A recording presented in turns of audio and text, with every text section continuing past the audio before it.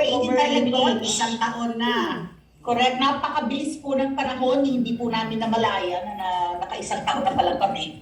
And here we are sa year 2. Thank you, Patpi and Ali. May we now open the floor for question and answer po. I think some microphones can be provided there. Just raise your hand po and ask questions po for Ali and Patpi. Yes po.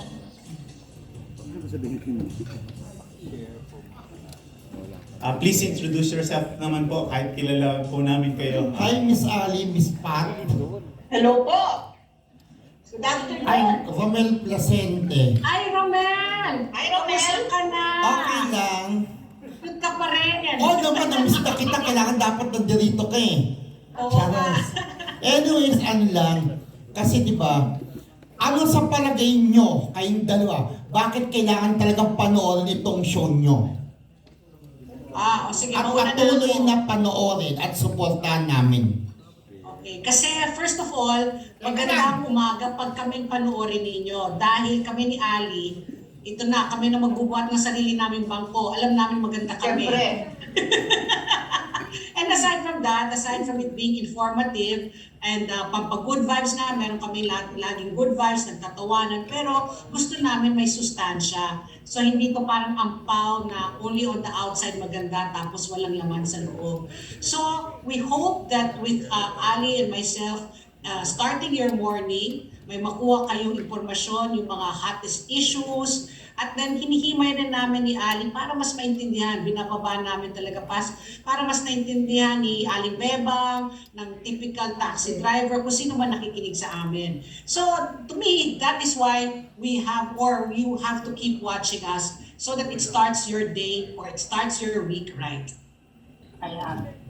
Kaya Romel, para sa akin, kailangan panoorin ng ASPN kasi alam mo yung ginugugol po namin na trabaho at panahon para lamang mabuo ang isang programa, isang show.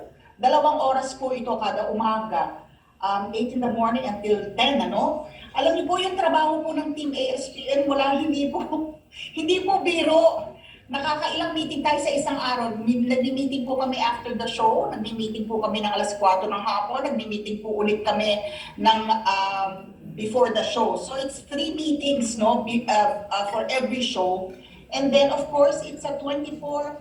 Ang pahinga lang po namin halos weekends eh. Even then, hindi pa rin, nagmo-monitor pa rin kami because lagi po namin binabanggit ito tuwing umaga. Susulitin po namin yung 2 oras na ginugugol yung pinupuhunan nyo doon sa ASPN dahil para sa amin, ano yun, privilege yun. Ang dami ng choices ngayon ng audience, di ba? Hindi lamang radyo, hindi TV, napakarami ng platforms, pati sa digital platform lang, sa SOCMED, ang daming pagpipilian. So, para sa amin, para kami yung piliin, para panoorin, at saka pakinggan is already, we consider that a huge privilege para sa amin.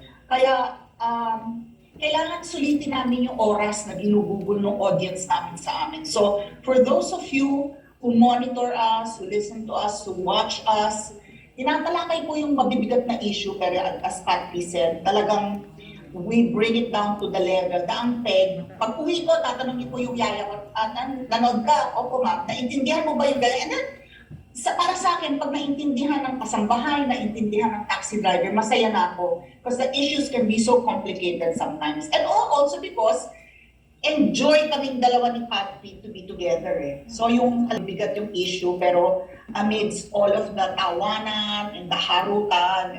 So it makes every morning masaya. Ang saya ng umaga kahit ang tinatalakay mo talagang mabibigat na mga advokasya at mga issue.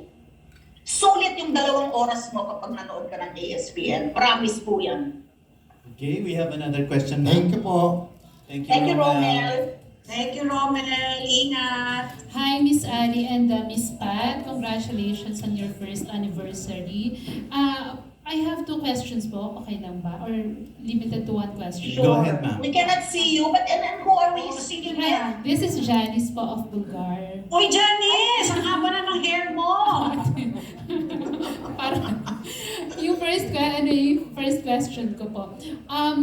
Ano po yung sa palagay nyo na most remarkable topic na na-discuss nyo sa 1 year nyong pag-air dito sa ASPN?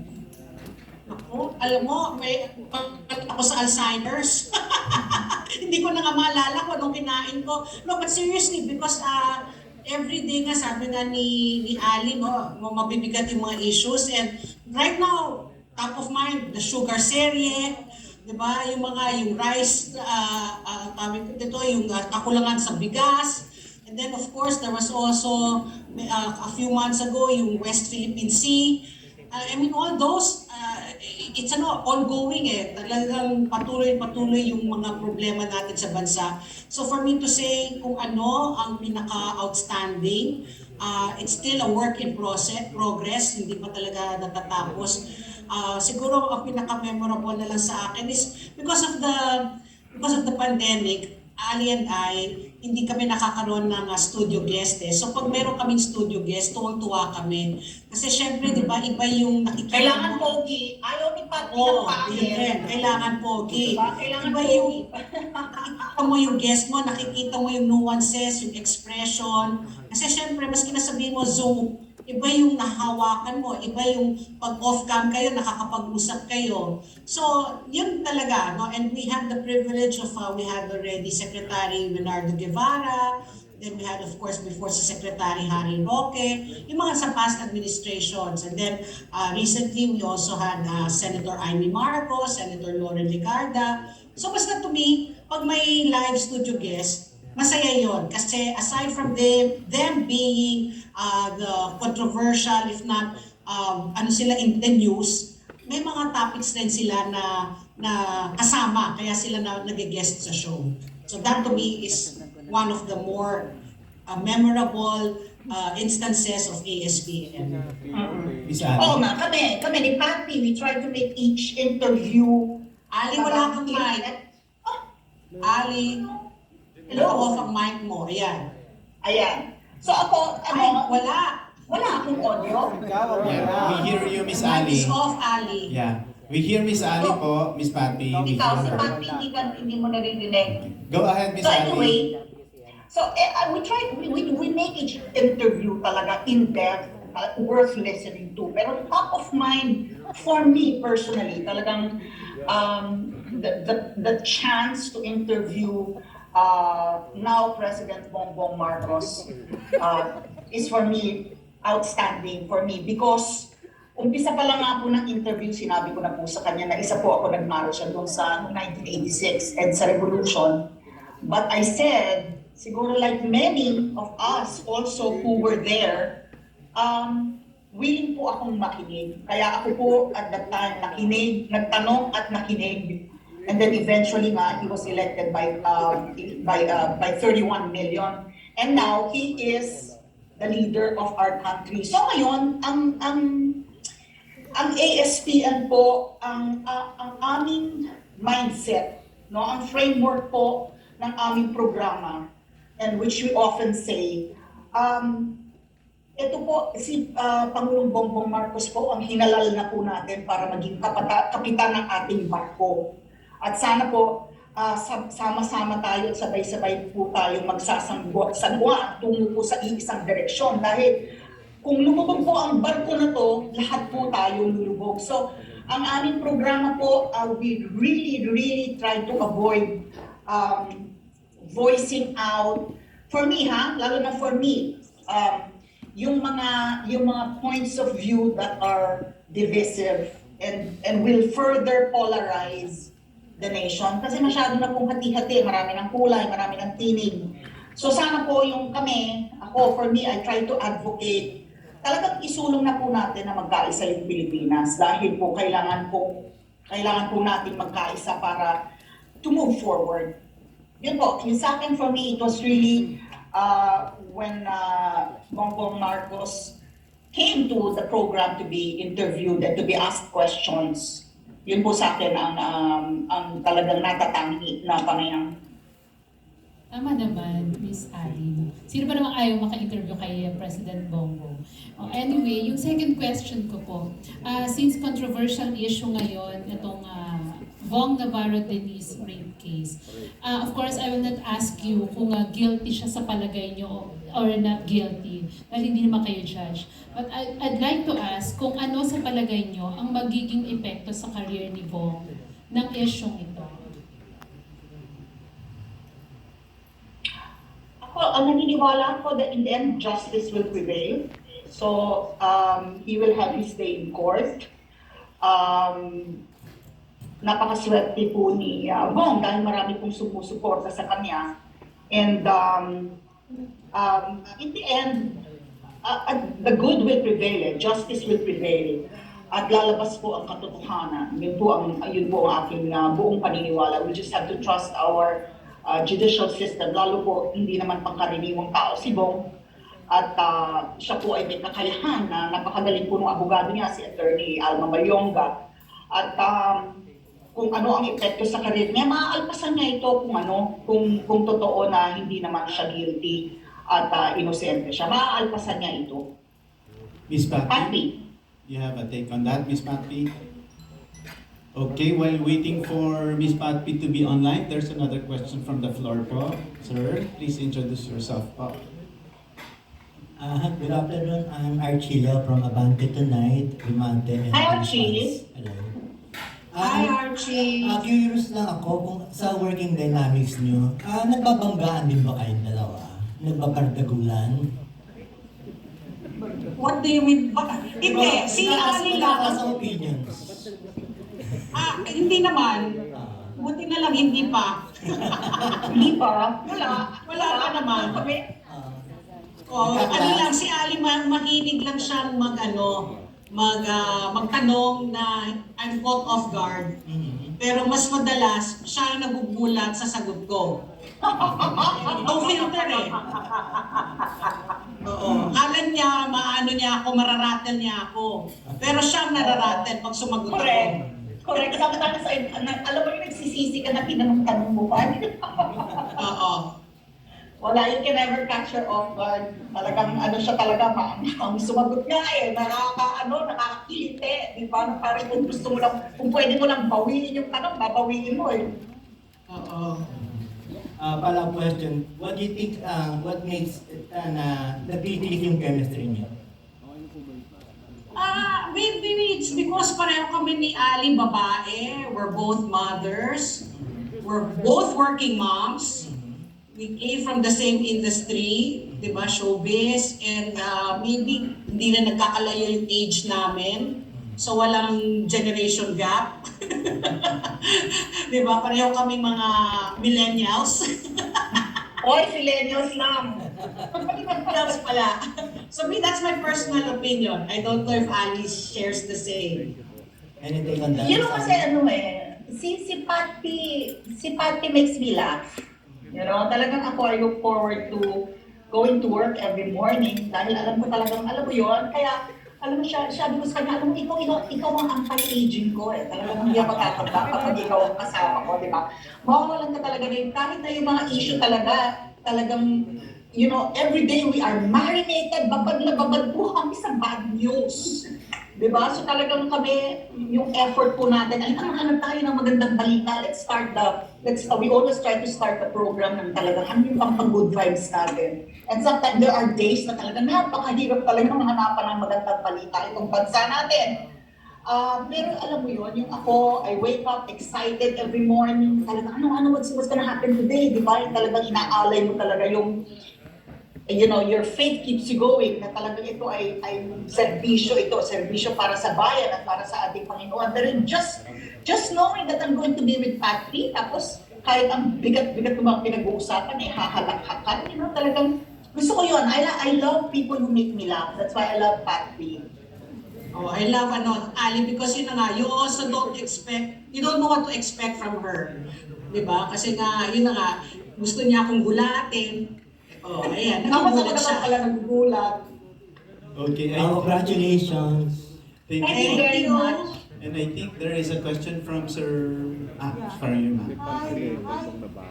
Good afternoon. Hi, Patty. Hi. Hi, Leia! Hi, good afternoon. How are you? How are you? Hi, Leia. Long time no see. Long time no see. I saw you in the Tita Gloria tribute. That tribute, yeah. Yeah. Anyway, yeah, thank you.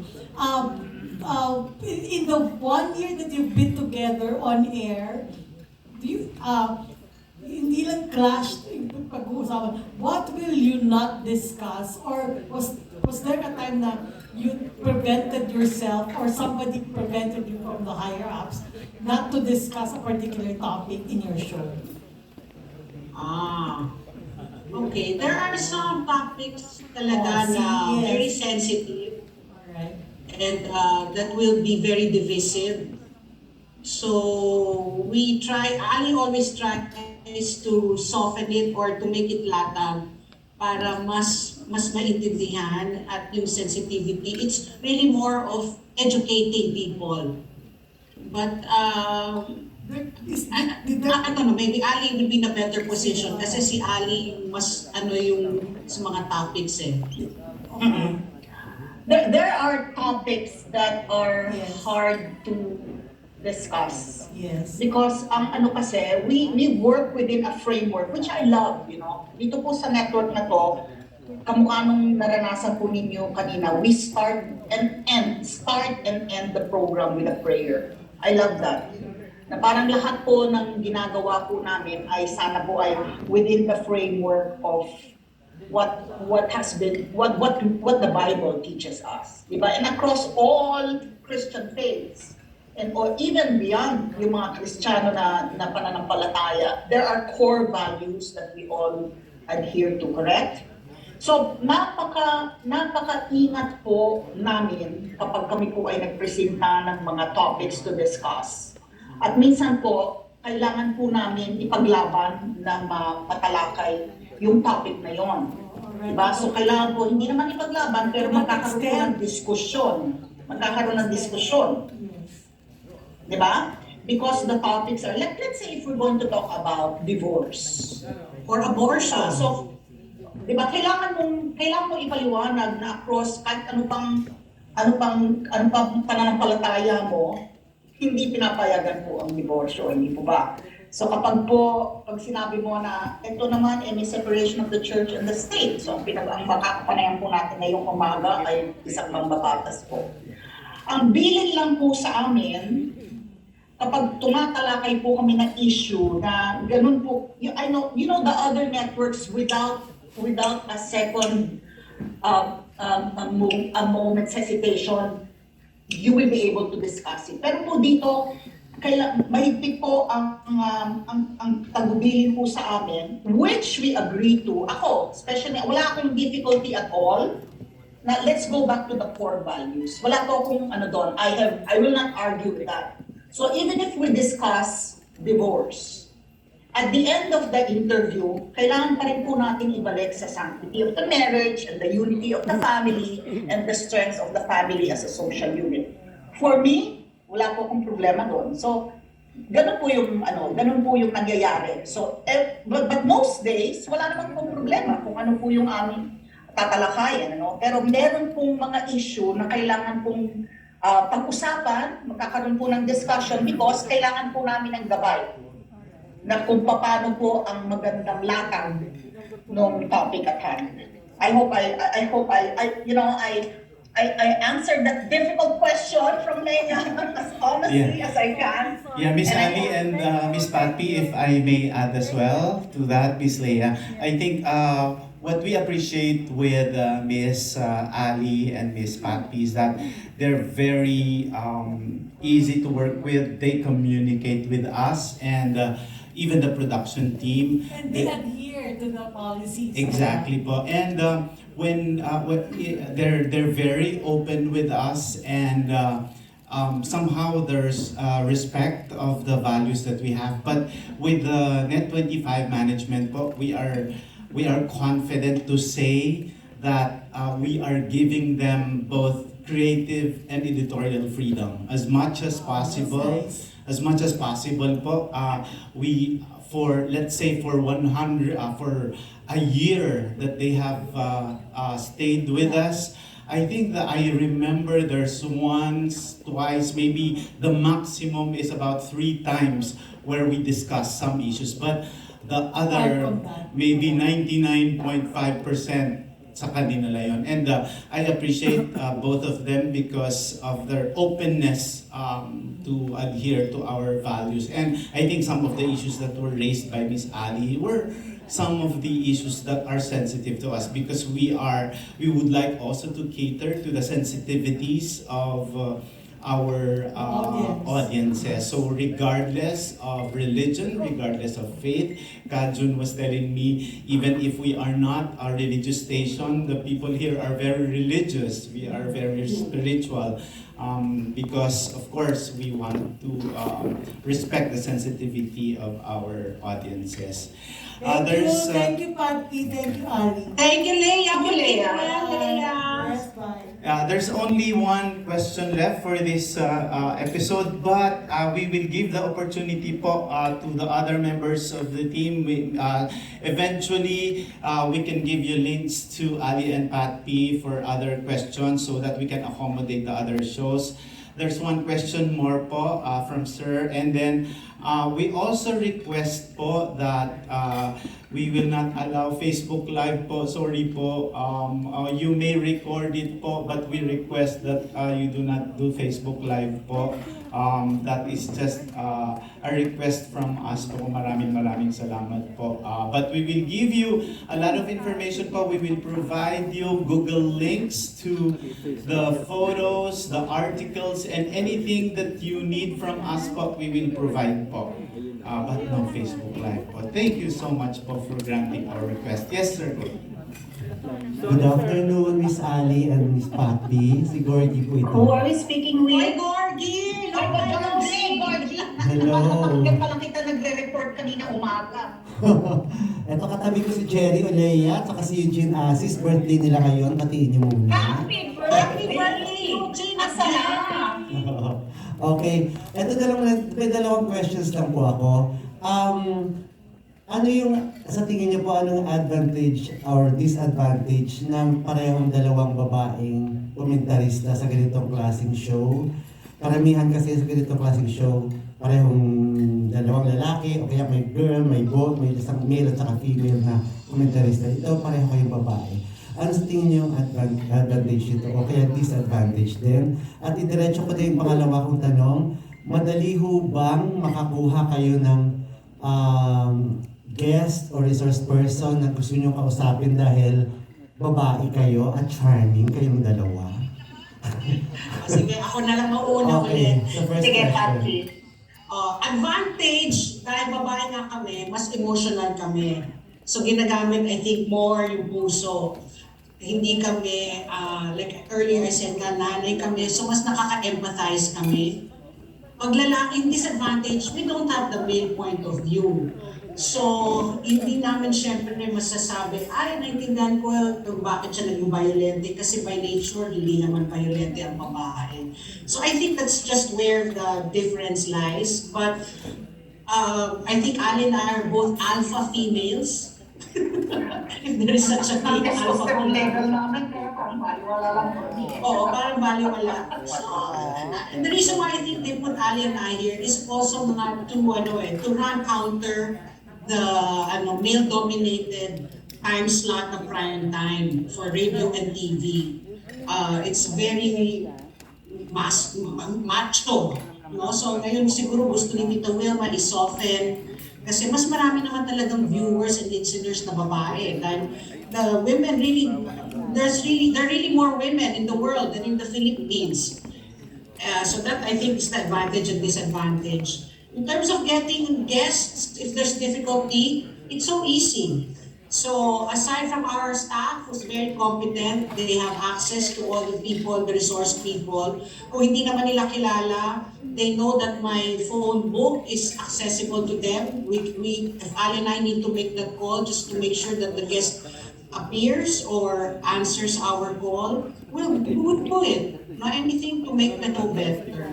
So parang hindi kayo kaagad matanggihan dahil nga Ali at saka Miss Patty ang kausap nila. May mga iba kasing resource person na mas ayaw nilang, kung pwede lang ayaw nilang nilang magsalita. Pag sa inyo ba, hindi kayo kayang tanggihan? Oo, lalo na pag Actually, oo. at nila may crush ako sa kanila. Or lalo na pag may alam kayong sikreto nila, no? Correct. I think hindi naman Oh, by si Ali. virtue of the hindi naman dahil babae kami kaya mas madaling makakuha ng guest. Ako, like, ano ba to, parang 4 na dekada ko na yata ginagawa ito. So I guess, by the sheer number of years that I've been in broadcasting, it's easier for our guest coordinators to say, ano po, ito po yung show po ni Ali Soto at ni Patty. And then, more often than not, pag libre sila, they accede to the invitation to appear. I don't know, yung merong advantage na pareho kaming babae, dahil kasi like, yung ako, namamalengke ako, di ba? Ako pa rin yung naglalaba, ako pa rin. So, in touch ako talagang, alam ko talaga kung ano yung presyo sa palengke. Kami yung talagang namimili. Dahil babae kami, sabi nga ni Patty, we empathize more. I don't think, and it stops there, I guess, kasi I don't think it's by virtue of our gender.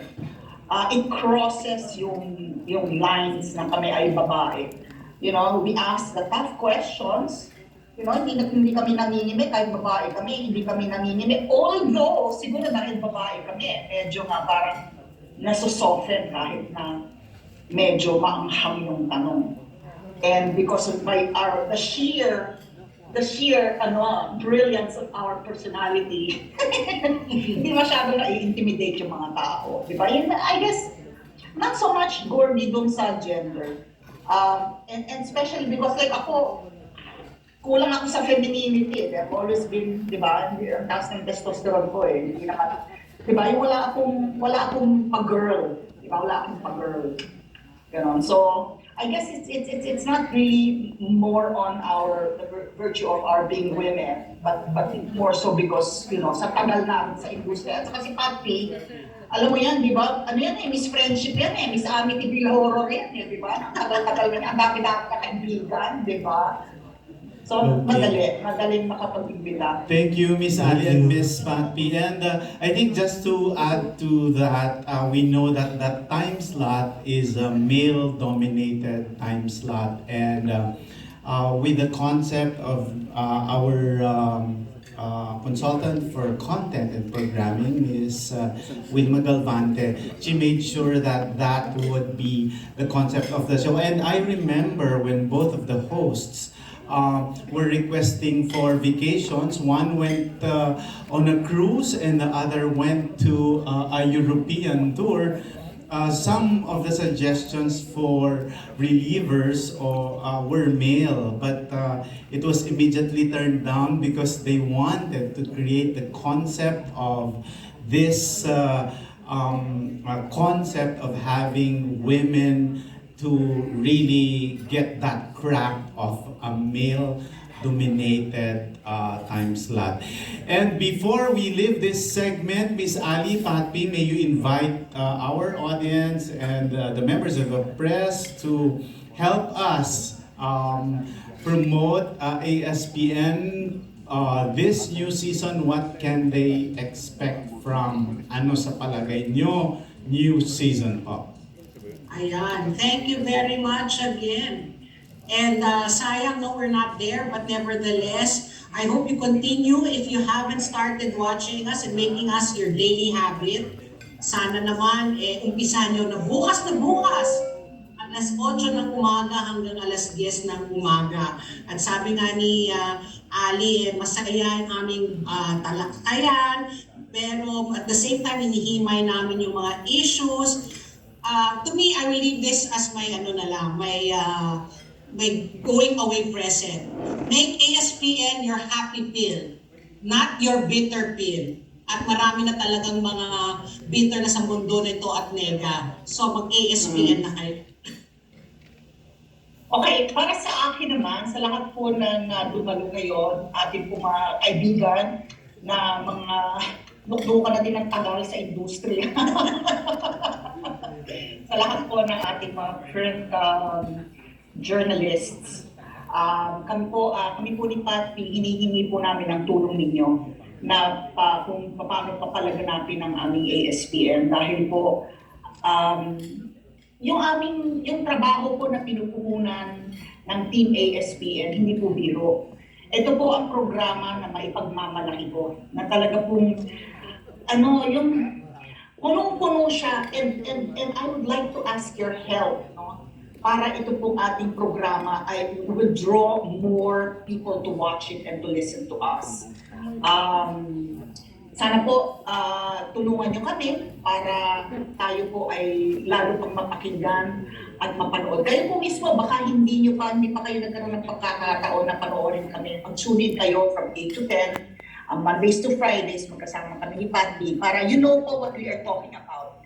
And again, maraming salamat for joining us this afternoon. And we are counting on you. Please help us para rin naman na maparami pa namin ang nakikinig at nanonood ng aming palatuntunan na alay po namin sa Pilipino at alay po namin sa Panginoon. Thank you very much po. Thank you, Miss Ali Soto and Miss Papi Daza. Mula Lunes God bless hanggang everyone. Biyernes, Sa Palagay Nyo Year 2.